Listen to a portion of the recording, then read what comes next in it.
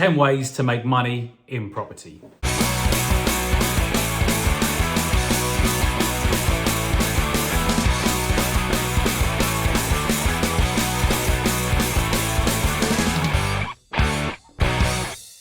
Hey, what's up guys? Hope you're all well. So this is my video, my top 10 strategies to making money in property. I am gonna save my favorite, the very best and the easiest way to make money until the very end. Sort of counting downwards from 10 to number 1. In 10th place is buying and holding. That is a standard buy-to-let property, whether you're using cash or a buy-to-let mortgage.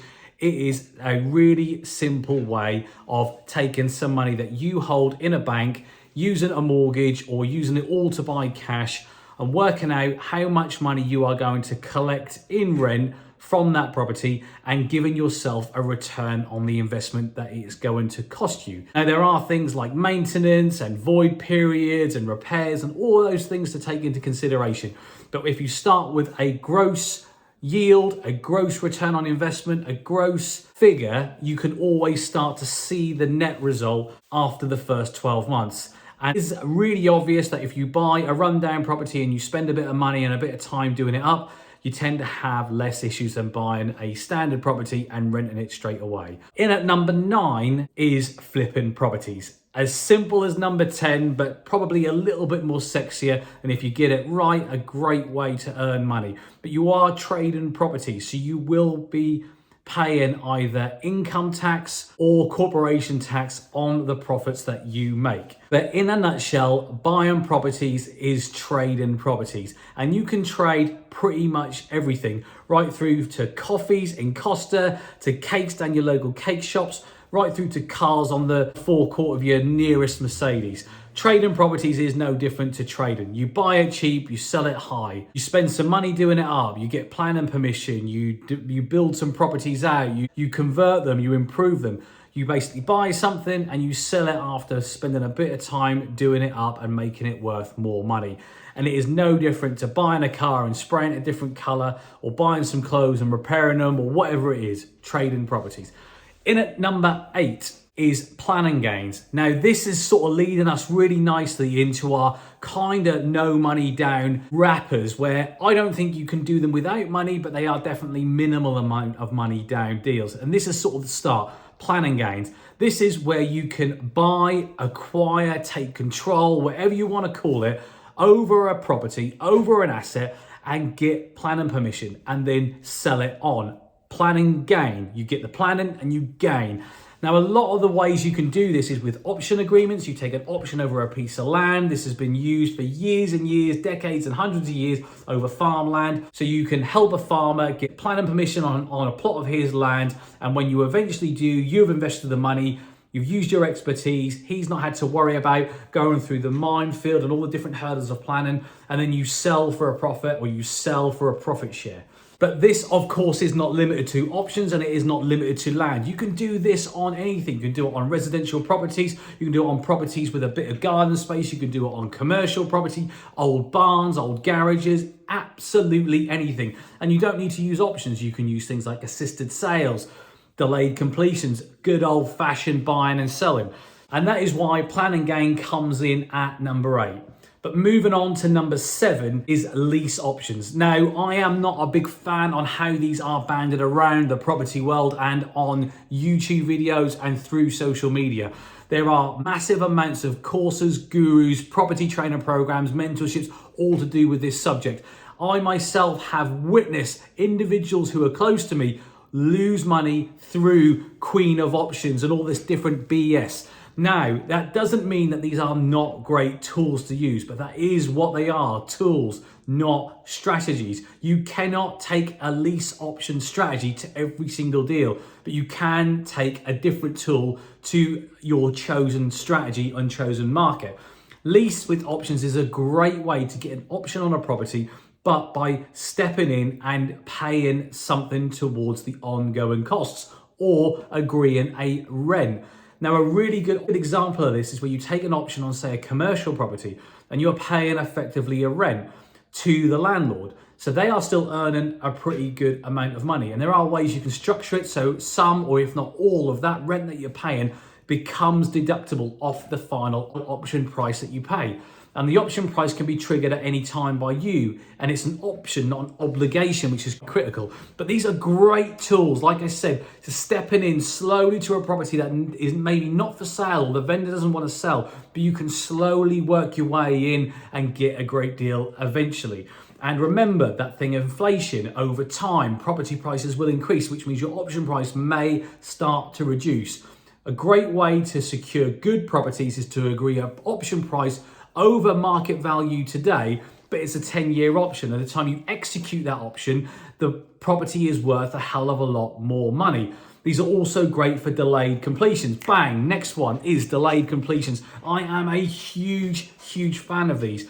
Not because it gives you the ability to buy something without putting all of the money down. You don't have to take out a mortgage. And the interest that you can save on some of these properties with bridging loans is worth its weight in gold. Now, bridging loans tend to be 1% per calendar month. That's 12% a year. Time you whack on the fees and the valuations and all the other stuff like legal fees, that can be up there at 15% per annum. Now, when you're talking about 500, 600, 700,000 pounds worth of property, that's such a chunky amount of cash. Now, if you get a delayed completion, you can exchange on 5 or 10%. Delay the completion to do your work, to recognize the end value and save yourself all of this interest. That can be 60, 70,000, even 100,000 pound in interest on those types of deals. It's like doing another deal for free through savvy investing, delayed completions. Okay, so we're moving on to things like rent to rent and deal sourcing. Now, I am not a fan of these whatsoever, but in at 5 and 4, we are doing rent to rent and deal sourcing. Now, I do not like rent to rent, and I make it very clear, I don't find it to be a viable property strategy. However, sometimes, given your location, given your circumstances, your background, your financial position, rent to rent can be the only way into property for certain types of people. And I don't say that to be derogatory. I myself have been there. Now, rent to rent is a great strategy to, one, demonstrate you can do what you say you're going to do, prove that you know what the market is doing, and show some really good numbers on the gross amount of rent that you can give it. They're great case studies to present to potential joint venture partners in the future, or even do some deals on your own. Now, rent to rent is literally renting a property for a given amount. As typical 3-bedroom detached house, you might give 750 quid per calendar month, but you then go ahead and you use that property in a different market. Rent to rent in HMOs, student accommodation, service accommodation, whatever it is, you tend to be able to rent that property to that market at an inflated rent, typically double if not triple. Now, a 3-bedroom could maybe be a 4-bedroom student house where you can get £2,200 per calendar month for those properties, including the bills. So you can start to see some of the cash that you can generate. Lots of issues with this, lots of potential hurdles to overcome, massive negative stigma in the industry against the individuals. And unfortunately, for every good one operator, there's 50 bad operators, people who have come straight off a training course and try and hit the ground running. Don't be one of them. Know your market, test the water, get some advice, know what you're doing, and then do exactly what you say you're going to do. Deal sourcing. I absolutely hate this strategy, but I cannot shy away from what it can give individuals. Now, I was a deal sourcer, but I didn't source that deal for other people. I sourced it for myself. So learning the skills and the techniques for deal sourcing is fundamental to becoming a very good, successful, entrepreneurial property investor. However, deal sourcers who sell the deal on, for every one, there's 100 bad deal sourcers. And the industry is rife with people trying to climb over themselves to get these off-market deals, to sell them onto their pool of investors. It is the biggest load of bullshit, the biggest full cycle, reoccurring, recycle and load of shit in the property industry. However, When you become a great deal sourcer and a great deal maker, why the fuck would you sell these deals on? You should be taking and doing those deals yourself. You can work with joint venture partners, investors on fixed rate of returns, or use your own money for these great deals. But it all stems with sourcing and becoming a great deal maker.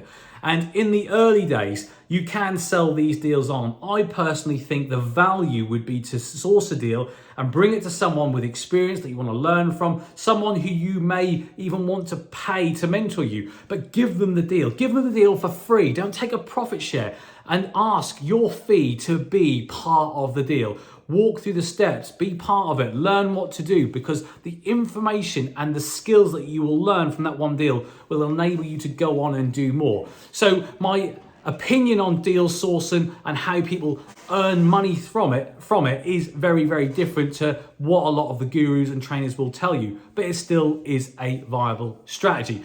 So I think that brings us down to our top three. Well, third is joint ventures.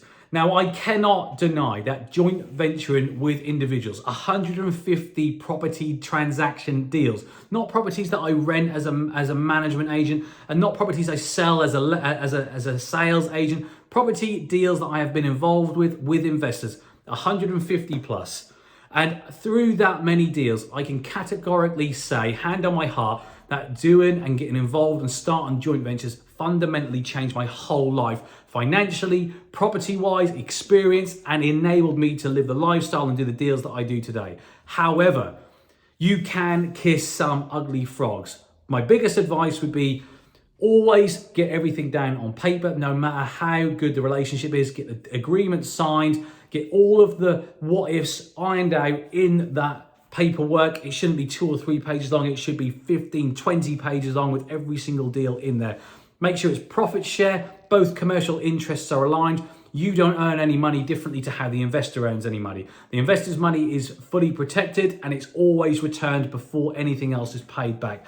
Joint ventures is a great way to get started. It is one of the biggest money difference makers for a property investor. It is also one of the hardest things to get your head around. I remember in the very, very early days when I did my first sort of half a dozen joint ventures, people closest to me, family and friends, were like, why the hell are people joint venturing with you? Why would someone give you money and share half the profit?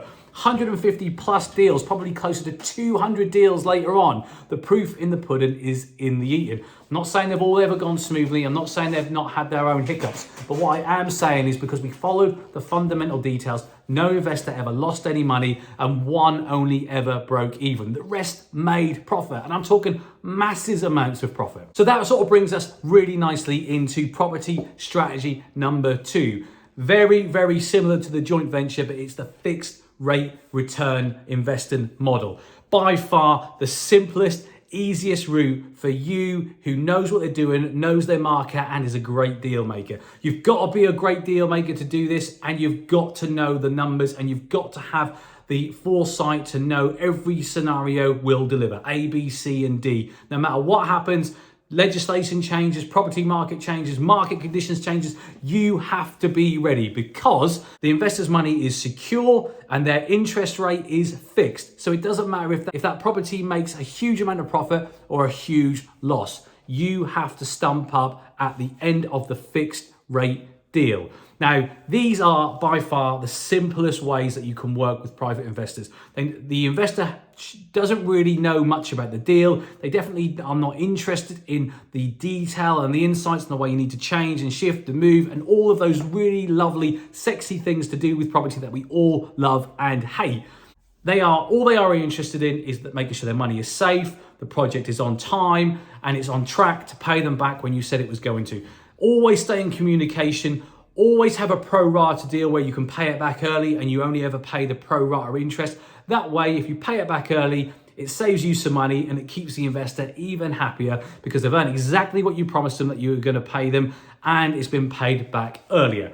And that leads me really nicely onto property strategy number 1, the absolute best thing that every single person watching this video can do. Doesn't matter where you are, if you have no money and no experience, that is to buy your own home. I cannot stress this enough. If you are watching this video or you are looking to get started in property, or you want to become a property investor, whatever it is, you want to change your lifestyle, earn money, it doesn't really matter. If you had the ability to borrow up to 95% to buy anything, and then literally live in there so you can save yourself a huge amount of expense, and eventually when you sell it, every single penny that you earn is tax-free, you would do it. If I gave you that same analogy for buying a car, buying Forex, buying crypto, buying stocks, buying stock to sell on Amazon, whatever the bullshit thing is in at the time, you would do it. If 5 years ago when fulfillment by Amazon was in there and all the gurus were jumping ship onto that, if anyone said to you, well, you can borrow 95% of the price of the stock that you're going to buy, and then when you sell it, you are not going to have to pay any tax no matter how much profit you make, everyone would be jumping at it. But not everyone is clever enough to establish that they can all do it in today's market, in today's world, using government-backed schemes, using government-backed lending to buy property. And the beauty is you can live in it whilst it's going up in value, and so you're not paying 2 lots of mortgages, 2 lots of rent, whatever it is. And when you come to sell, it is completely tax-free. The amount of people who talk to me about getting started in property, and they choose deal source and rent to rent, all this other stuff, joint ventures. I mean, the people doing network events at the moment and they haven't even bought a property is mind-boggling. I cannot believe it. I cannot believe people are listening to people who have never bought a property. It's just beyond what is going on in this world. Anyone who does not own their own home has to get on the property ladder, use the government-backed schemes, use the cash lifetime ISAs where you get 25% interest paid for free towards your deposit, and then do the work, live in it, and earn the money tax-free, because the money that you take out of that can be used to then get you started buying buy-to-lets, but doing lease option deals, doing flips, whatever you want. It will give you a really good basis to start investing properly and to build wealth. Building wealth is the second most tax efficient way of becoming a multi-millionaire. You never get taxed for building wealth. You only get taxed when you sell the wealth. Building wealth is one of the easiest ways to build lots of money really, really quickly. And I've done many videos on this already. So there you have it, a really enthusiastic, quick fire, a bit in your face video on my top 10 strategies to buying property. I hope you found that really useful, and I hope that helps you get started. But look, that's it from me. Hope you found the content rich. I'll catch you all on the next video.